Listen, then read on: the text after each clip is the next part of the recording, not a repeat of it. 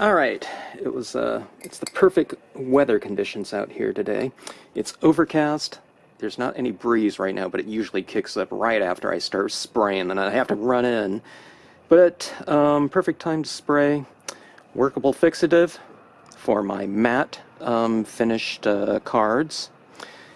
Triple thick crystal clear glaze if I want a real thick application of the acrylic coating. Gloss. UV resistant clear, acrylic coating, also gloss. Just not as thick as the triple thick right here. Alright, let's get spraying here. I'm not going to talk about this too much. I mean, if you've seen these videos, if you've seen one, I don't know, maybe you've seen them all. But I want to get as many of these sprayed as possible. And let's see how they go. I don't know, there's not really any kind of rhyme or reason as far as kind of using the triple thick or the UV resistant clear. Well, maybe for this one right here. This one's a little stamp board tile. I usually like those ones really thick. But I do like thick coating on my just paper, cardstock types of projects as well. Okay, so I'll typically go through most of these. I'll spray one side and I'll spray the other side, and we'll see if we can see any difference between one half to the next post-spraying. Hopefully you can see that quite a difference in intensity and value from one side to the next. Not sprayed. Sometimes people are curious about this handle that I'm using. This makes for a really convenient trigger handle. You can find this type of thing at any hardware store in the spray paint section. Okay, let's see here. Oh, stamp board tile. They call that art tiles now. This is a 2.5 inch by 2.5 inch square. This one, no, actually, this is a 4-inch square. This one's the 2-inch one right here. Let's hit it with the triple thick. Always shake up adequately before spraying. This has a matte finish on it, but I like these tiles to have kind of a thick glaze type of feel to it. Now I have these vertical for the sake of this video, but I mean, if I had them flat, let me see if you can still see that okay. Let me try to get over it like this. This triple thick can really get like super thick and runny with drips, so I suggest you have it flat. Okay, triple thick.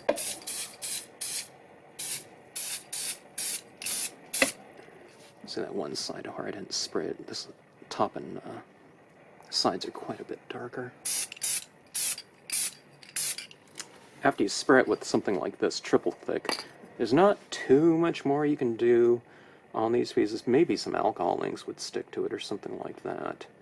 Pigment inks, I don't think so, but definitely not the dye-based inks aren't going to stick to acrylic. It would be like trying to apply some color to glass or something like that. So that being said, I guess you could, stamp on like stays on over the triple thick. Okay, so this stuff is really super glossy. See that right there? And the thing about that is, on stamp board, because it's a hardboard clay, a hardboard panel with a clay surface on it, when this dries right here with this gloss, it really has the feel of like a glazed fired tile. So it makes for a really fantastic embellishment. You can, just put some photo squares or something like that on the back of it and mount it to, paper matting or whatever, mounting. And it really makes for a really fantastic piece. You can also use these ones as coasters too. I would, put some, metallic pigment ink on the side of it or something like that to really finish it off too. I don't know, I didn't do it on this one. I need to get a couple of metallic pads. Alright, let's get back to some regular spraying here. I think those were my only two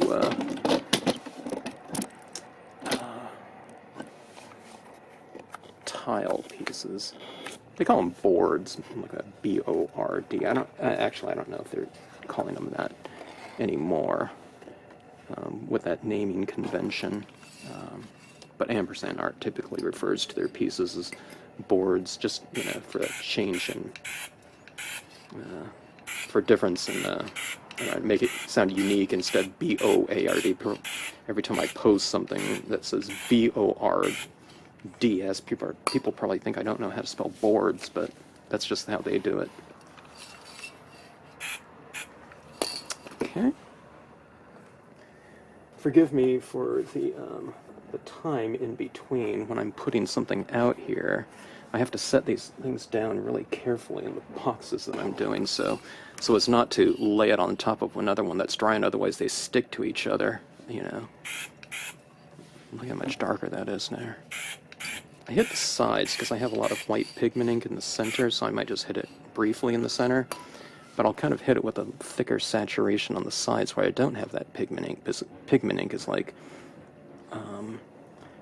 it's real similar to like pastels or chalks. If you spray it too much, it will kind of disappear, you know, that subtle little frosting, you know, so to speak, with the pigment inks.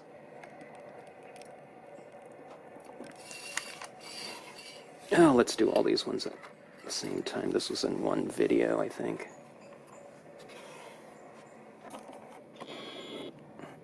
Some pretty good-looking blues, but spraying really helps them out. All right, let's see if we can see differences here. Let me hit the left side on each one of these. Let's see if you can see any difference, you know, from that to that, that to that, and that to that. Let's hit them all.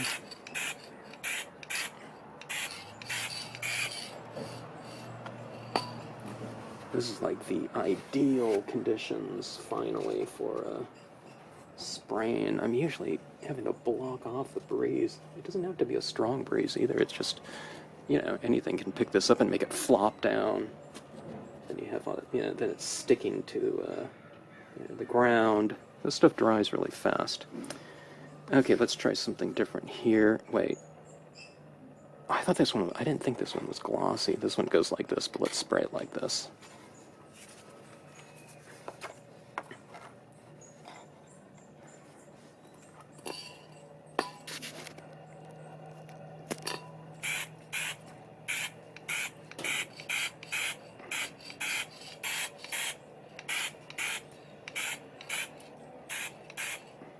This one, the value changes aren't as extreme, but you spray it like that, and I can see it here. It changed a little bit. So, I don't know, sometimes the camera picks it up pretty good, but look how beautiful that is when it's been sprayed, even with kind of, you know, not as extreme value changes in this piece, but that blue really looks beautiful when sprayed like that. Yeah, and this one looks pretty good too. This one was a scrap to scene piece, I think. Yeah, I had that Seaside Cove up there. Oh, there was two Seaside Coves right here, yeah. I can barely see the Seaside Cove up here because I just stamped the Milky Way over the top of it. You know, like something in scenic stamping, you just bury it with something else. You can't even see it. Alright, monochromatic light beams. Yeah, this one's like so-so. I should probably add some color to this one, although I already added the beams in there, but let's see how much. Yeah, that helps it though, doesn't it? You get that intensity back. That was kind of an anemic gray out there. Now it looks like at least it's kind of a little bit more of an interesting gray.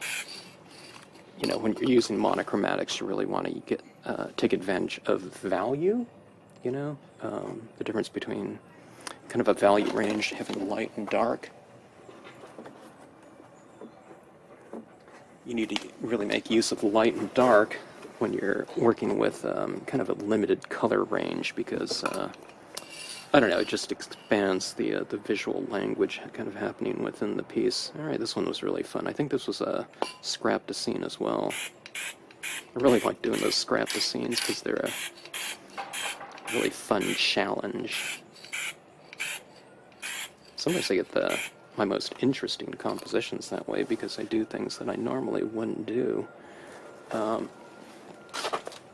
having to compensate for kind of some weaker areas, you might say, get you to think in kind of a more creative way. Okay, so this one goes like this, okay, but it's just easier for me to spray it like that. Well, let me try it. I guess I could spray it like this. Less fits in the camera frame here. Look at that intensity up there coming around. It's like night and day, isn't it? Let's go from left to right. It's like, it doesn't even compare, does it? Sometimes, when this dries, sometimes it doesn't have quite the intensity, but it looks better than having not sprayed it at all, though, by far.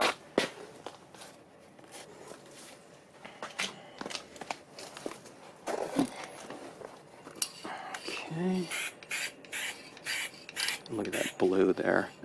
When you layer those colors like that, you really take advantage of all the layering when you spray the pieces. You can also spray it before it dries, so that it never kind of dries to a kind of a dull finish to begin with.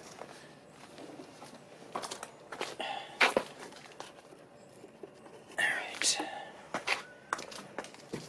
Okay, I have a lot of photo stamping scenes here. Let me save those ones for later. This one's all strictly alcohol inks. Boy, I did a lot of photo stamping there for a while. Okay. This one's all... I don't know if it's all alcohol. It looks like it. Real super streaky, isn't it? God, I found a ton of scenes from who knows when. Look at that one. This one's really... I don't even remember when I did this one, or if this one was for a video. Now see, the alcohol inks never really dried to a dull sheen, so that one looked... I don't know, that one hardly changed.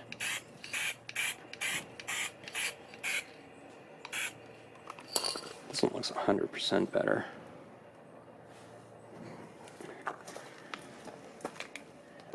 After I spray these, I might take some of them and format them into cards. When you kind of matte them, probably going with a double matte. It really does improve the cards by, I don't know, a really high percentage. I'm finding some matte pieces here, so we'll use the workable fixative on those ones. Okay. Yeah, I have no idea when I did these. Yeah, okay, I remember this one right here. This one was a scrap to scene too, just making use of those clouds right there. Done in, and this one's a matte piece. I'm doing a lot of experimenting, so... This one was hybrid inks, I think. Alright, let me move along. Dilly-dallying here.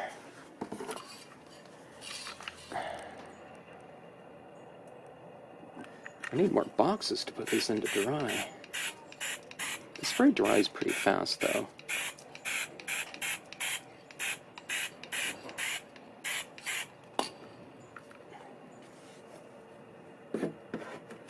Sometimes when I have stacked, though, in the past, they've stuck when I thought it was dry. So it's like, oh my god. And when you do that, I don't know.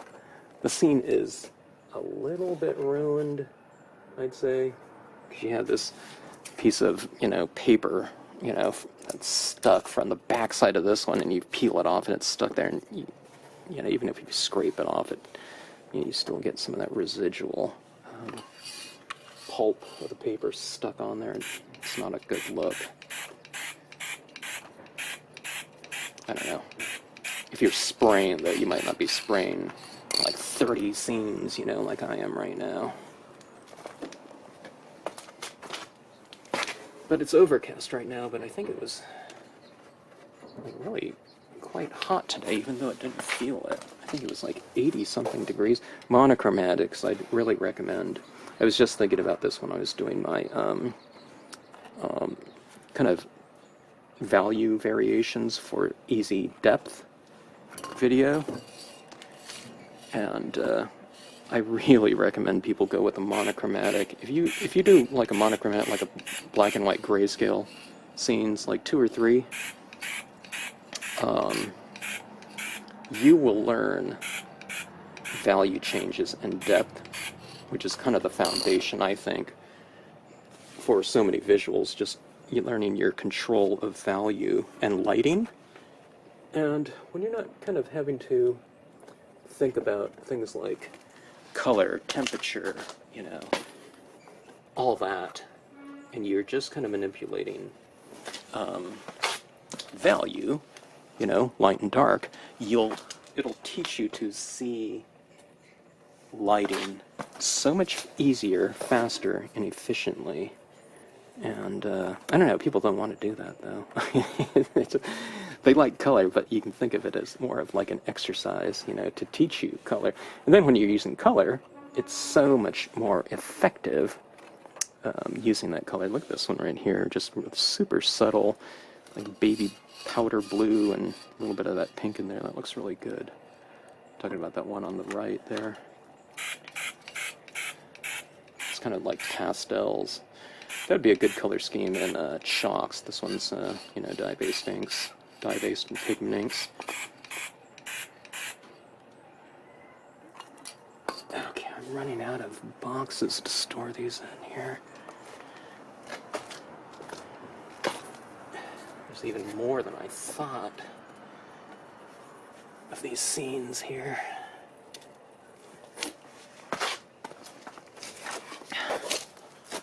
Kind of like the never-ending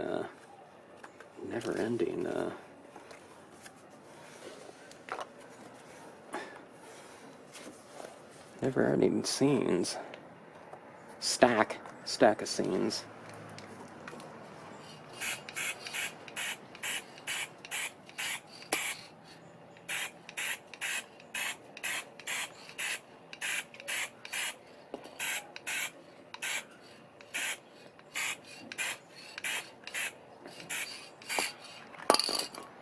Your little lakeside cabin there, you kind of color it in and then bring out the window there to show interior lighting.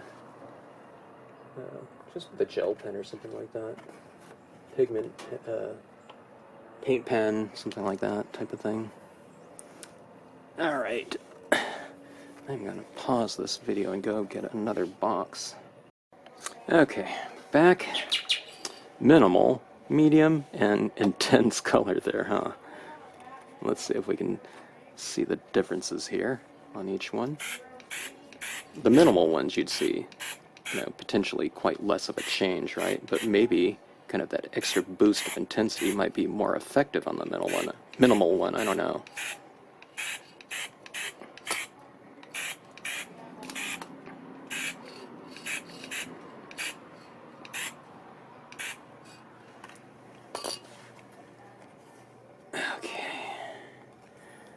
Those are ones that have a lot of layers of ink, are really fun to watch, kind of trends. Oh, I got a drip on that one. Can you see that drip right there? Yeah. I don't know. When you hold it out, it won't be too visible. So I used really poor spraying technique there. That's what I always tell people, kind of just be careful about kind of the amount that you use. This photo stamping. Let's go with these 3 monochromatics here. These were probably going over lighting methodology in showing people how to do quick lighting schemes. So, I always like the look of monochromatics. You might not, but you can always also just tint these with some color too after you do them in grayscale. And that's always a good thing to do. Usually in beginning illustration classes, the first semester is doing all monochromatics so that people can kind of concentrate on different things like value, texture, composition, and kind of thematic content, and not really think about color and whatnot. I taught a class at the illustration on beginning illustration, and it was all monochromatic. We used different media. It wasn't all the same media, but it was all monochromatic, though. And then they got into color later. But look at that intensity there, huh?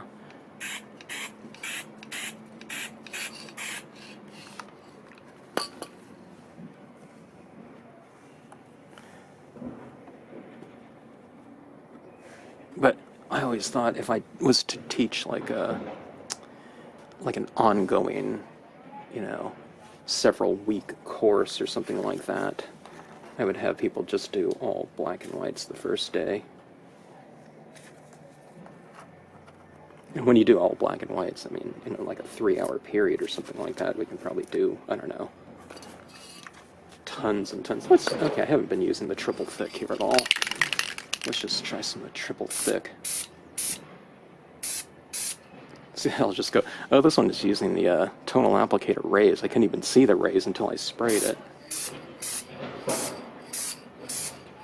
I'll just go over it like once or, you know, a couple quick sprays like that with the triple thick. I kept getting drips, you know, because I'm just so used to kind of the regular thickness. For some reason, the Crown Triple Thick is on sale. It was on sale on Amazon. I thought it was like some kind of a blowout sale or something, but someone else said it's on sale at Walmart too, like 3 for, I don't know, $12 or something. Sorry for the noise. It's garbage day.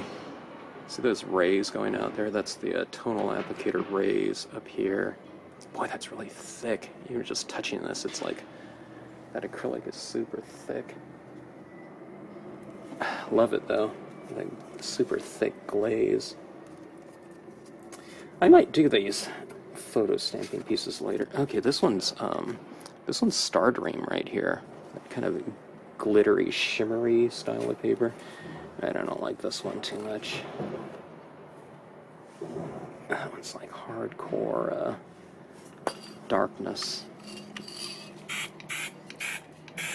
I did a scene one time, and the idea was I wanted the darkest scene ever stamped. You know, I mean, we can make a scene completely black, but it still has to be a decent scene. See, the Star Dream didn't really change too much. It was kind of that glimmery, shimmery surface anyway, without a lot of deep intensity. But having that, oops, stuck to me, sealing it off like that does spray and protect the media on there, so it's always a good idea to do that. But look, I love this shimmery style of paper. It's really fun to stamp and ink on. The ink doesn't stick to it real well, but what that is, it's good for blending because it's not sticking so fast. You can really blend the colors out. All right, this one's using a stamp from two stamps from Gumbo Graphics, and this one was a different stamp company to that plant. A couple columns from Stampscapes. You might not kind of be familiar with the Greco-Roman stuff.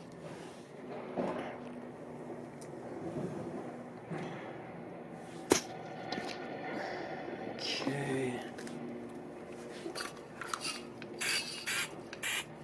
Look at that intensity there, that deep saturated glow.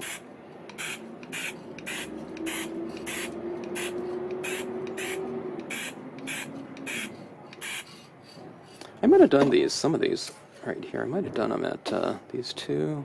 I might have done them at Stamping Retreat, because I don't know whose cowboys those are. Karen Wallace used to have so many different stamps from like just every company out there. Okay. There. Alright, I want to go for it. I want to get all these things. No, this one's like even like dusty.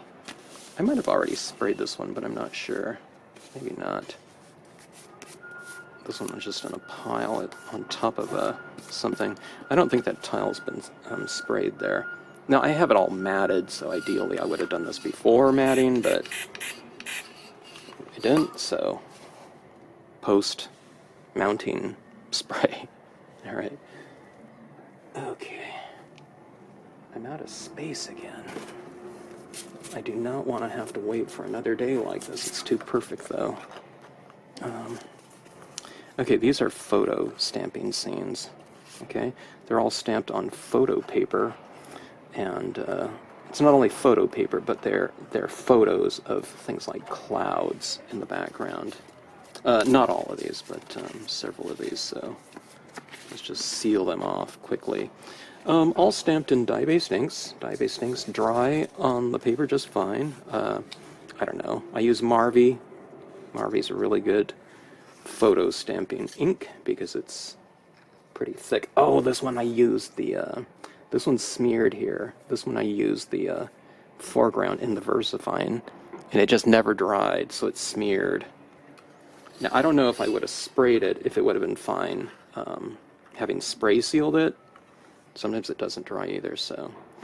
I'm just going to use the same UV. I'm not bringing out like deep saturations here, although this one has a lot of color in it from the alcohol inks right here. Brought out a little bit of intensity, maybe. But that's not what I was necessarily going for. I'm just looking to seal and protect. And actually, sealing this one right here, the intensity of the alcohol inks on the trees came out a little bit more, so I can see like those tiny little details with the gel pen in there. There's little dots all over the treetops in there.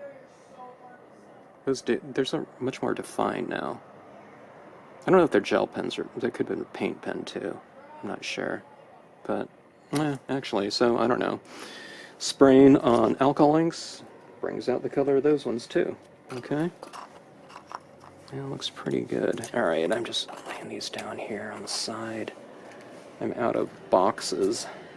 But a lot of the stuff I think is dry now. Okay, this is a matte experiment here with pigment inks. I've never colored anything with pigment inks before like that. These are the hybrid inks right there. So hybrids are a combination of pigment and dye. Okay, this one's matte paper, just on the back of some glossy. So it's not even good matte. It's coated. It's uncoated on that side, just showing you what you can do. So we'll use the workable fixative on this. We'll retain kind of the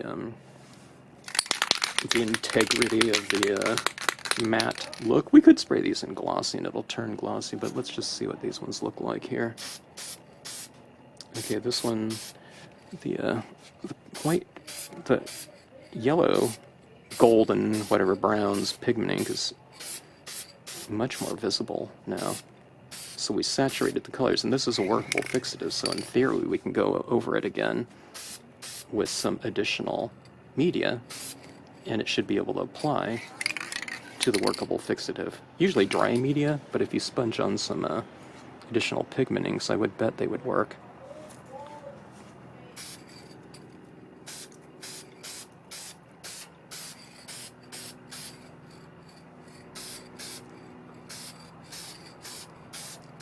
Workable fixative, I'm guessing, is thinner than the acrylic sprays. This is probably a acrylic workable fixative. I don't know if it's the same chemistry or whatever, but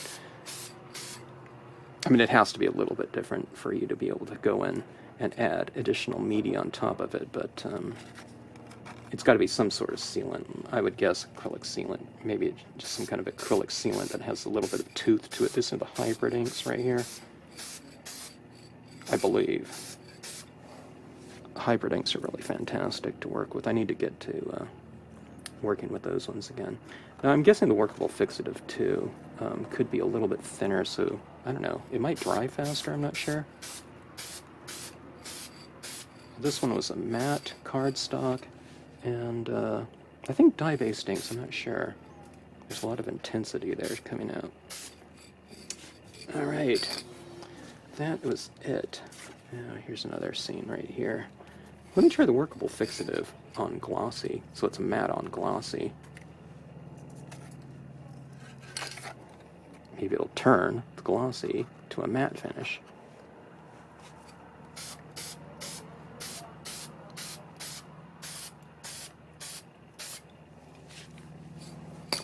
Alright, so Look at all these seams right here.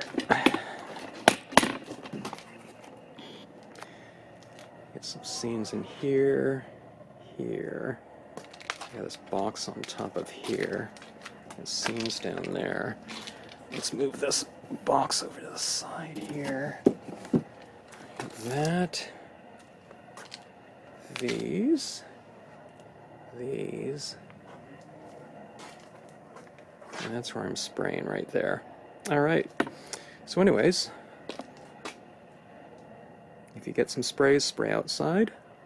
Try to spray in with no breeze. Some of these have been sitting around for several years, so I mean you don't have to hit it right immediately after stamping, but I don't know. It's hard to say if you might retain some of the intensity and value from it fading out to begin with, or drying to a dull sheen by spraying them immediately. It might be a little bit more effective, I'm not sure. Looking over these, I'd say the intensity is pretty good, you know, even after drying. Some people have said, now see, this is pretty dry to the touch here. I guess I could stack these right here. Some people ask me if these are still as, you know, deep and rich after these pieces dry. That looks pretty rich to me, and this is now completely dry, so I don't know if you remember this one right here, that intense glow.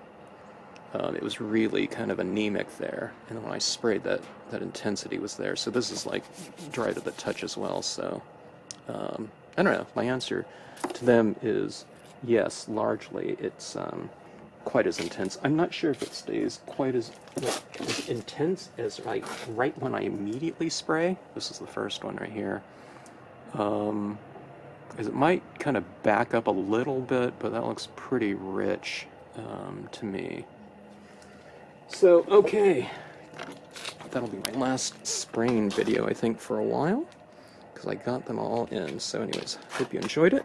Thanks for watching. Thanks for tuning into the channel.